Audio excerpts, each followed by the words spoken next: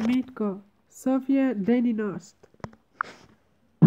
София ден и нощ. Първият реалити сериал за живота в големия град. Една квартира в центъра на София. И 9 души готови да покорят столицата. Митко. Аз съм Метака, преди 7 години реших да зарежа всичко. Запалих колата от Свиленград директно в София. Ти ще спиш на моето легло, само едно единствено условие. Да ми дадеш 500 лева до довечера. За тая стая. Голям град, големи хора.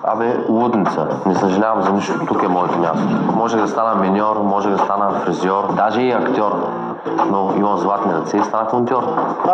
Стига се да ги водите да чуете. Стане малко. Жена имам една вкъщи и хиляди в сърцето. Какво да ме прави, че ме харесват? Не мога да ги обидя, така съм възпитан. Много извинявай, че закъснях. Много извинявай, заповядай. Можеш да се обадиш. Всичко е в подхода. Аз имам безотказен подход. Направо отивам на хаквам с подходка и казвам "Вау!" Ама така правиш, вау! За да успееш в големия град не е нужно само да бачкаш, трябва да търсиш далаверта. Не да чакаш тя сама да те намери. Един от Свиленград, матемчар, който ме препоръча. Мислех, че ще са само една-две коли, обаче нещата малко излизат извън контрол. Купон в София е нон-стоп. Моите хора, моите клубове, моите мацки. Това е моят живот и не бих се отказал от него. Тази София те промени. Ти не си същия. Глупост, един ден като остария, като хвана басна, може и да се кротна.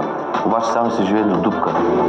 София ден и нощ. От 29 септември по нова. София.